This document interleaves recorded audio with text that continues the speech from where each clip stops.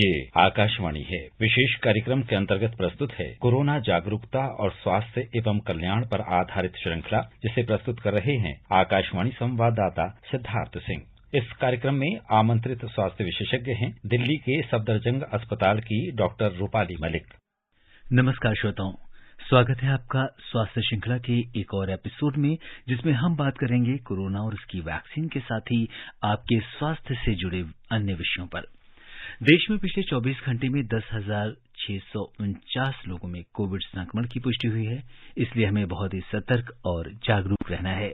भारत में चल रहे विश्व के सबसे बड़े कोविड टीकाकरण अभियान के अंतर्गत 210 करोड़ 58 लाख से अधिक वैक्सीन लगाई जा चुकी है, जो कि अपने आप में एक रिकॉर्ड है। श्रोताओं, आपके स्वास्थ्य से संबंधित सवालों के जवाब देने के लिए हमारे आज के स्वास्थ्य श्रृंखला के इस एपिसोड में हमारे साथ जुड़ गई हैं वर्धमान महावीर मेडिकल कॉलेज और सफदरजंग अस्पताल नई दिल्ली में associate professor doctor Rupali Malik. Doctor Rupali का मेडिकल एकेडमिक्स और पेशेंट ट्रीटमेंट में लंबा अनुभव रहा है। डॉक्टर रूपाली, नमस्कार। कार्यक्रम में आपका स्वागत और अभिनंदन करते हैं। धन्यवाद सिद्धार्थ जी, आमंत्रित करने के लिए। और श्रोताओं, आप भी डॉक्टर रूपाली से हमारे स्टूडियो के नंबर 011 यानी दिल्ली का कोड 23421764, ये हमारे स्टूडियो का नंबर है, जिस पर आप अपने सवाल पूछ सकते हैं। अगर आप सोशल मीडिया का इस्तेमाल करते हैं तो आप हमारे ट्विटर हैंडल @AIR न्यूज पर #AskAIR पर अपने स्वास्थ्य से जुड़े सवाल पोस्ट भी कर सकते हैं। और डॉक्टर रूपाली, अपनी चर्चा की शुरुआत करते हैं। और इस समय देश में आजादी का अमृत महोत्सव के अंतर्गत सरकार ने फ्री प्रिकॉशनरी डोज लगाने का कार्यक्रम चलाया है। इससे वैक्सीनेशन की रफ्तार को मोमेंटम तो मिल रहा है, और जिस तेजी से फिलहाल हमारे युवाओं को हम और वो लोग जिनकी जो प्रिकॉशनरी डोज जो है ड्यू है, यानी दोनों वैक्सीन लगवाए हुए उन्हें 6 महीने से ज्यादा का समय हो गया है, वो लोग एलिजिबल हैं, तो उनसे आप क्या कहना चाहेंगी और किस तरीके से लोग आजादी के अमृत महोत्सव में वैक्सीन लगवाकर अपना कंट्रीब्यूशन दे सकते हैं? बिल्कुल, देखिए, सबसे पहले तो हम धन्यवाद करना चाहते हैं अपनी सरकार का कि जिसने ये डिसीजन लिया है कि आजादी के अमृत महोत्सव के अंतर्गत ये फ्री प्रिकॉशनरी डोज जो 18 से ऊपर के सभी लोगों को प्रोवाइड की जा रही है free of cost at all the government centres, हम उसके लिए बहुत बहुत धन्यवाद करना चाहते हैं। बट मैं ये कहना चाहूंगी कि अभी भी जो प्रिकॉशनरी डोज का जो कवरेज है वो जो अपेक्षा है उससे कम है। अभी भी केवल 1% एलिजिबल लोगों ने इस प्रिकॉशनरी डोज को लिया है।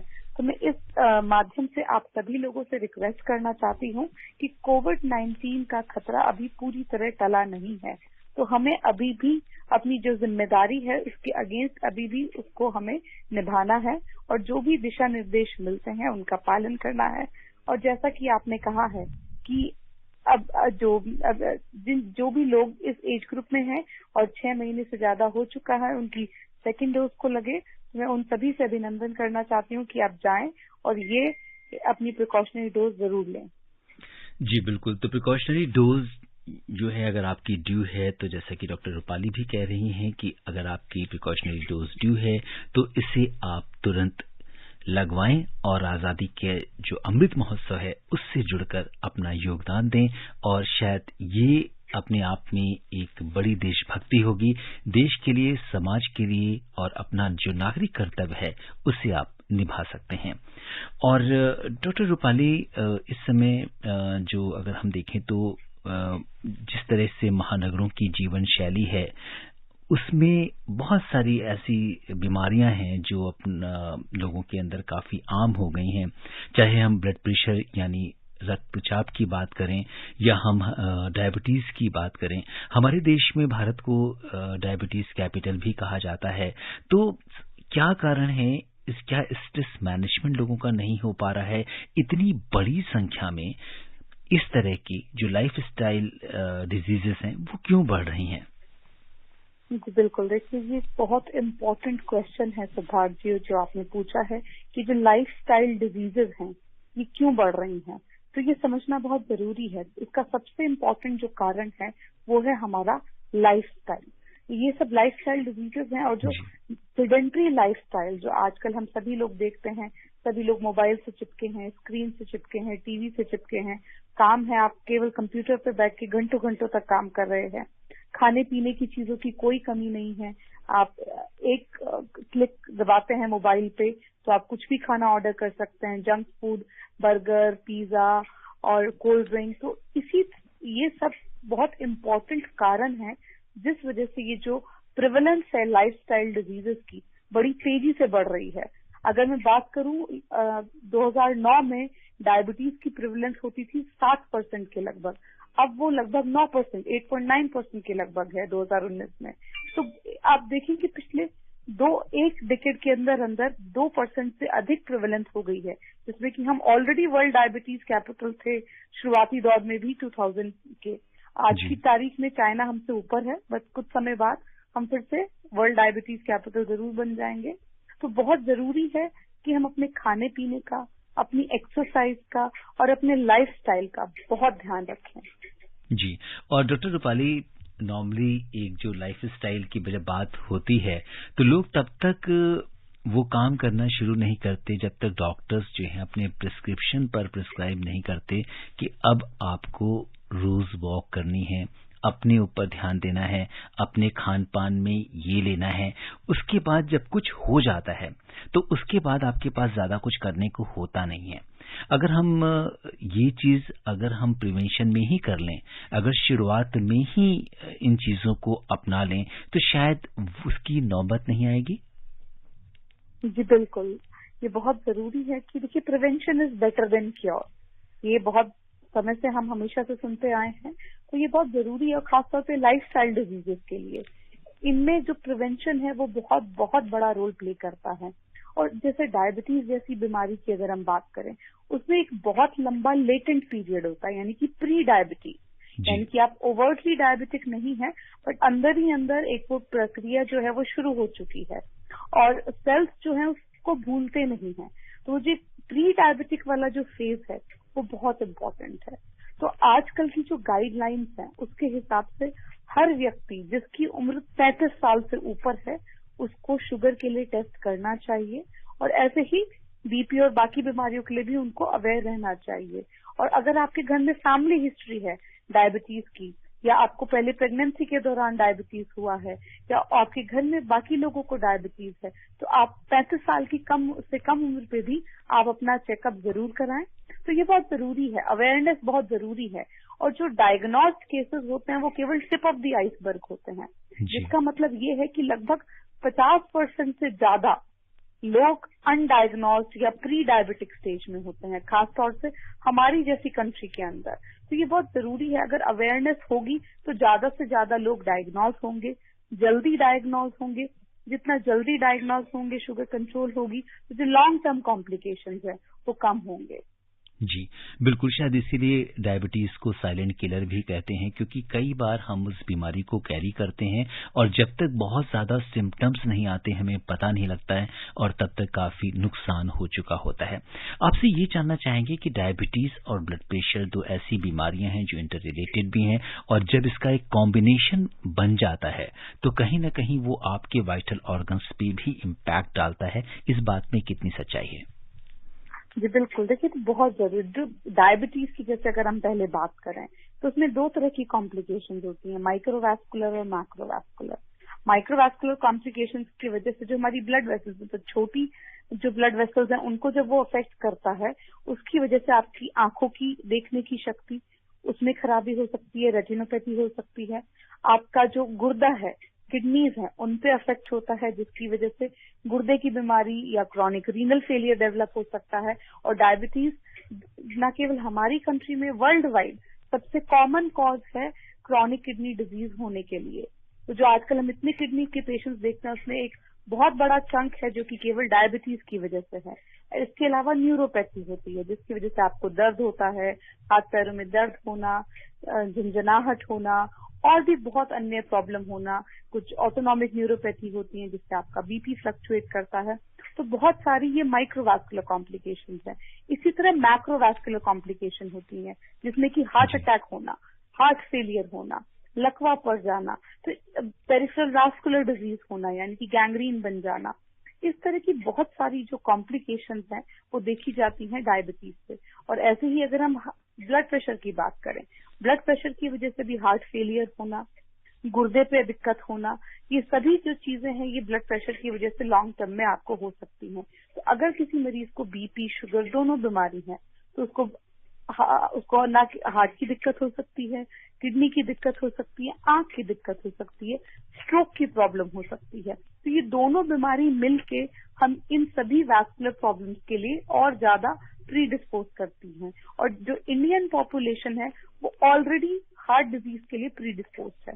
अगर हम वेस्ट से कंपेयर करें तो उनके मुकाबले हमारे यहाँ एक यंगर एज पे हार्ट डिजीज के केसेस देखे जाते हैं। आजकल हम कितना सुनते हैं कि 30 साल, 35 साल, 20 साल, 25 साल की उम्र में लोगों को हार्ट अटैक हो रहे हैं। तो ये बहुत इंपॉर्टेंट है, हमारा जेनेटिक मेकअप ऐसा है कि हम वो कार्डियोवास्कुलर डिजीजेस के लिए बहुत ही प्रोन है।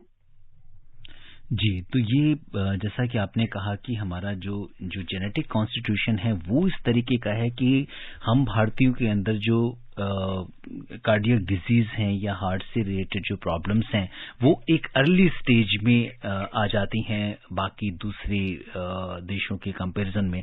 तो शायद इसलिए हमें ज़्यादा जागरूक रहना होगा और बहुत ज़्यादा सावधान रहना होगा।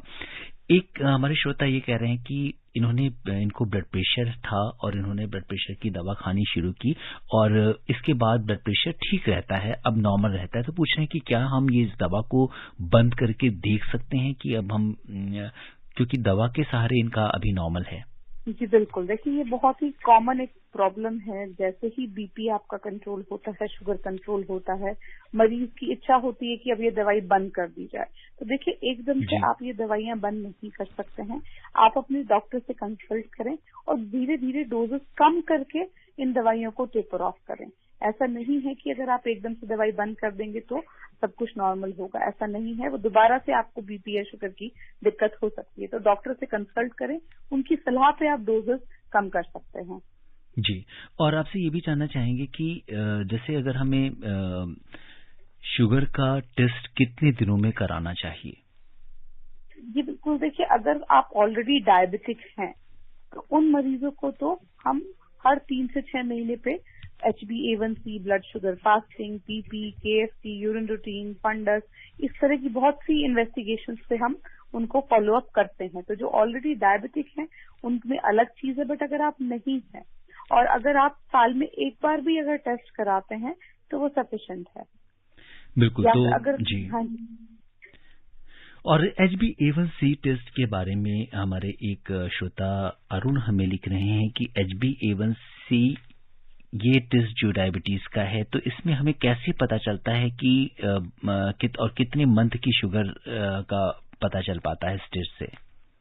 जी बिल्कुल, देखिए HbA1c बहुत ही इम्पोर्टेंट एक मार्कर है हमारे लॉन्ग टर्म ग्लाइसेमिक कंट्रोल का। देखिए अगर जब हम शुगर टेस्ट करते हैं उससे आपको शॉर्ट टर्म शुगर कंट्रोल पता चलता है। आपने आज क्या खाया, आपकी आज की शुगर कैसी है, खाने के बाद की कैसी है, खाने की पहले की कैसी है, वो day to day variation, glycaemic variability आपको दिखा रहा है उस दिन कैसी शुगर है आपकी।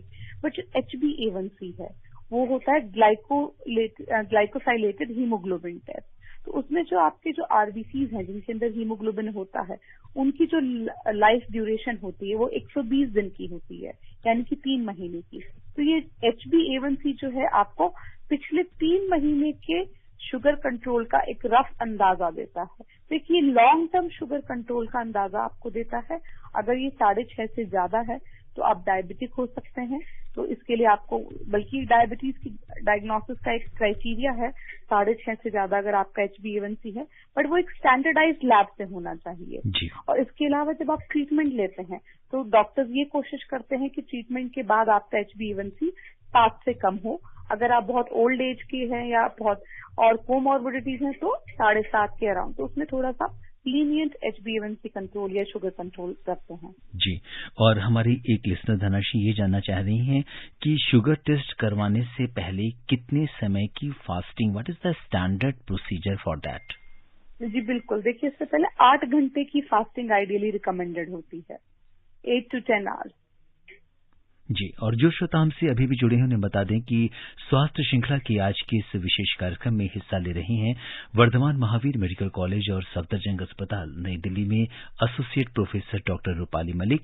आप हमारे स्टूडियो के नंबर 01123421764 पर अपने स्वास्थ्य से जुड़े सवाल पूछ सकते हैं। और हमारे आज के पहले कॉलर हैं गाजियाबाद से यामीन भाई रेडियो वाला। यामीन भाई नमस्कार। जी यामीन भाई बताएं। सर मैं यामीन भाई रेडियो वाला, मैं ये जानना चाह रहा था मैं से कि जैसे कि हम खाते तो किसी और चीज की दवाई है, उससे भी हमारी शुगर लेवल ज्यादा हो जाता है, तो फिर ज्यादा ही रहता है या ठीक हो जाता है? मैम थोड़ा बताएं। शुगर लेवल ज्यादा हो जाता है यामीन भाई? जी मैं इनका सवाल ठीक से समझ नहीं पाई। शुगर लेवल ज्यादा रहता है? हाँ जी, तो ये कह रहे हैं कि कई बार जब हम दूसरी दवाओं का सेवन करते हैं उससे हमारा जो शुगर लेवल है वो इम्बैलेंस हो जाता है या ज्यादा हो जाता है, तो क्या वो वापस अपने आप ठीक हो जाता है? जी बिल्कुल। देखिए कि शायद स्टेरॉइड से तो नहीं कर रहे हैं। हेलो जी जी जी। हाँ जी, देखिए ये चीज बहुत समझना जरूरी है। बहुत बार जो देसी दवा जो आपको कुछ लोग देते हैं उसमें वो कुछ स्टीरॉयड वगैरह का यूज कर सकते हैं, तो स्टीरॉयड की वजह से आपके ब्लड शुगर लेवल्स बढ़ सकते हैं। तो ये बहुत जरूरी है कि आप क्या देसी दवा ले रहे हैं, और अगर किसी दवा की वजह से शुगर अप जाती है तो अगर दवा आप बंद करेंगे तो होपफुली वो शुगर लेवल्स ठीक हो जाने चाहिए। बट अगर ऑलरेडी आप प्री डायबिटिक हैं या आप में एक टेंडेंसी है डायबिटीज की और तब आप एक कुछ इस तरह की दवाई लेते हैं तो हो सकता है आपकी फ्रैंक डायबिटीज भी उससे प्रेसिपिटेट हो जाए। जी, और डॉक्टर रूपाली स्टेरॉइड को लेकर लोगों के अंदर एक जनरल परसेप्शन रहता है, कहते हैं स्टेरॉइड नहीं लेना चाहिए आमतौर पर, और कई बार जरूरत होने पर भी लोग बड़े परेशान हो जाते हैं। तो आपसे जानना चाहेंगे कि सही तरीका क्या है स्टेरॉइड लेने का, और एक बार लेते हैं तो क्या उसको हम विड्रॉ करने का कोई एक ऐसा नियम है कि उसको विड्रॉल का भी एक तरीका है, प्रोटोकॉल है, ये आप बताने का कष्ट करें। बिल्कुल, देखिए ये बहुत इम्पोर्टेंट क्वेश्चन है सिद्धार्थ जी। बहुत से लोग हैं जो कि left and right steroid prescribe करते हैं और जो बहुत से लोग हैं लेफ्ट एंड राइट स्टीरॉइड का सेवन करते हैं। तो देखिए स्टीरॉइड एक वंडर दवाई मैं कहूंगी है, उससे बहुत सी बीमारियां ऐसी हैं जैसे ही आप स्टीरॉइड लेंगे आपको एकदम बहुत आराम मिलेगा और आपको बहुत अच्छा महसूस होगा। बहुत से ऐसे इन्फेक्शन हो सकते हैं जिसकी इनिशियल स्टेज में जब आप ये दवाई लेंगे, या बहुत सी ऐसी इन्फ्लेमेटरी बीमारियां ऐसी होंगी जिसमें अगर आपको स्टीरॉइड दिया जाएगा आपको एकदम से बहुत आराम मिलेगा, आपको लगेगा बहुत अच्छा है। बट अगर वो सही स्थिति में नहीं दी गई है, फॉर एग्जाम्पल किसी को टीबी का इन्फेक्शन है और ऐसे में आपने बिना सोचे समझे आपने स्टीरॉइड की दवाई दे दी है, तो उसमें शुरुआती उसमें कुछ एक आध दिन के लिए हो सकता है कुछ आराम महसूस हो, बट बाद में वो इन्फेक्शन जो है कोई फंगल इन्फेक्शन है अंडरलाइन, तो वो फ्लेयर करने का रिस्क होता है। तो स्टीरॉइड का सेवन जब भी करें डॉक्टर से पूछ कर करना चाहिए। और अगर आप लॉन्ग टर्म स्टीरॉइड लेते हैं स्पेशली 4 वीक से ज्यादा, तो उसके बाद आप उनको अब्रप्टली बंद नहीं कर सकते हैं, क्योंकि ये जो हमारी हाइपोथैलेमिक पिट्यूटरी एक्सिस जो पूरी होती है जिससे ये स्टीरॉइड नाम की जो हार्मोन जो नॉर्मली हमारे बॉडी में प्रोड्यूस होते हैं वो रिलीज होता है, तो अगर आप बाहर से स्टीरॉइड लेते हैं तो वो एक्सिस सप्रेस हो जाती है, तो उसके बहुत सारे लॉन्ग टर्म साइड इफेक्ट्स होते हैं। और ये जो स्टीरॉइड्स हैं इसकी वजह से आपको ऑस्टियोपोरोसिस जैसी दिक्कत हो सकती है, आंखों में ग्लूकोमा, कैटरैक्ट जैसी दिक्कत हो सकती है, और भी बहुत सारी ऐसी तकलीफें हैं जो लॉन्ग टर्म स्टीरॉइड लेने से आपको हो सकती हैं, तो बिना डॉक्टर की सलाह के।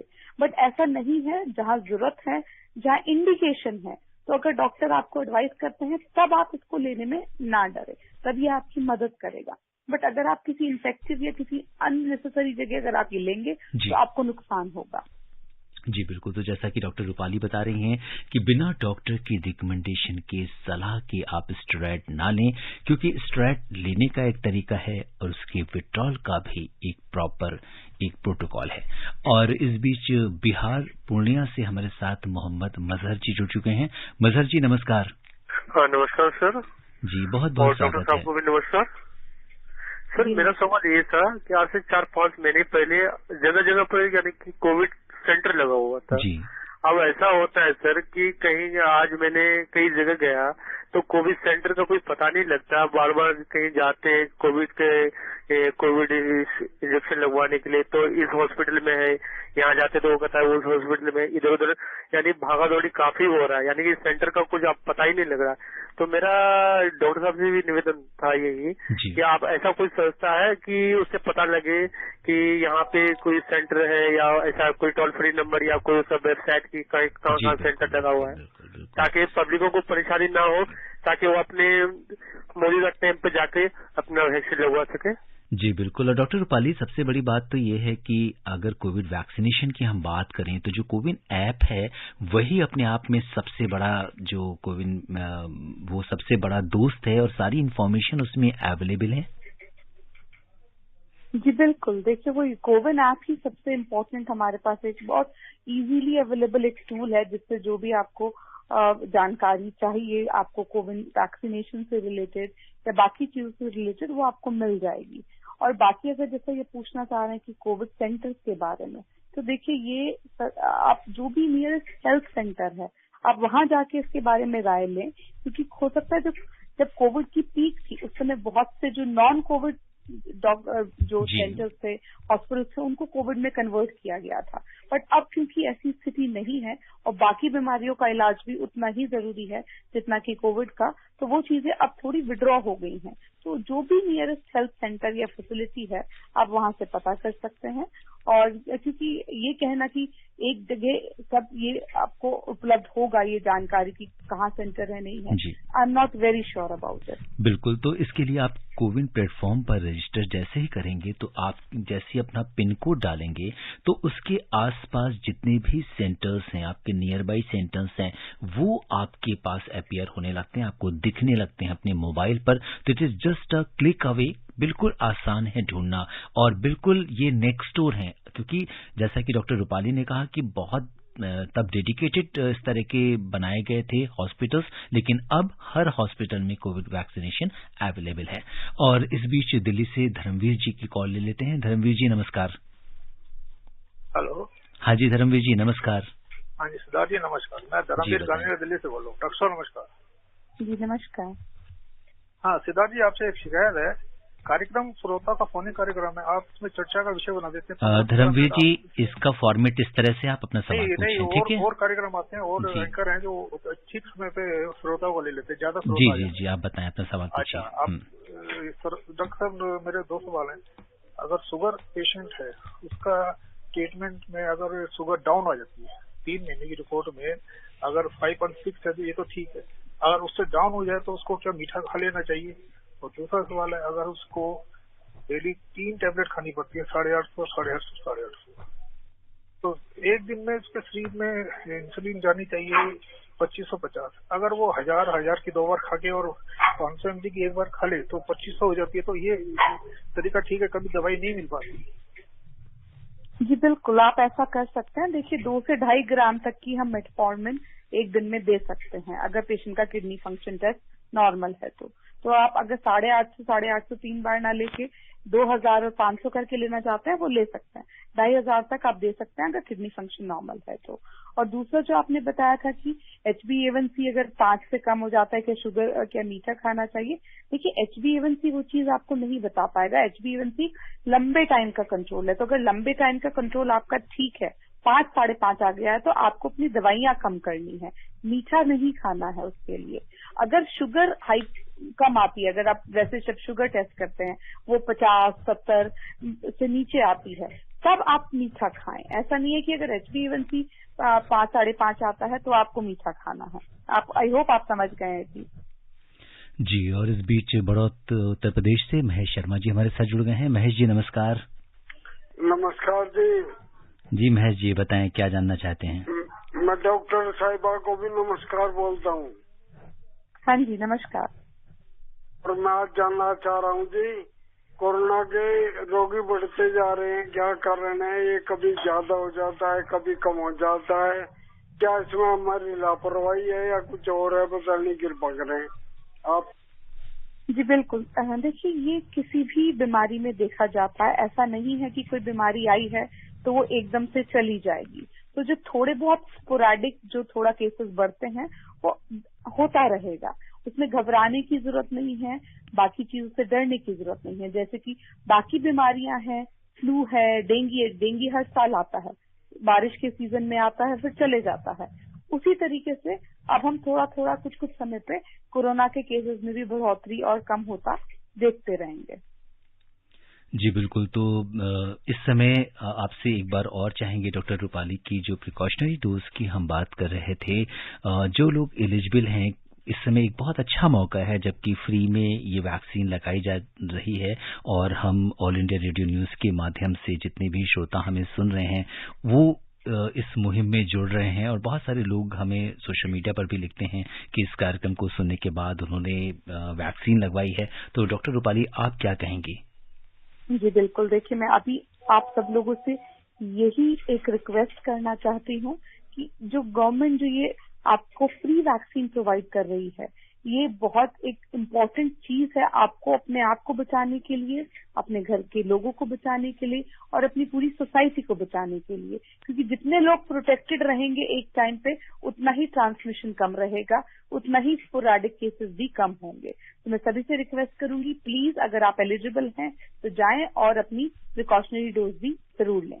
जी, और डॉक्टर रूपाली एक अच्छी लाइफ स्टाइल के बारे में हम लोग बात कर रहे थे कि इसके लिए एक अच्छे खान पान और एक अच्छी जीवन शैली की जरूरत है। तो एक व्यक्ति को किस तरीके से प्लान करना चाहिए कि वो एक स्वस्थ जीवन जी सके?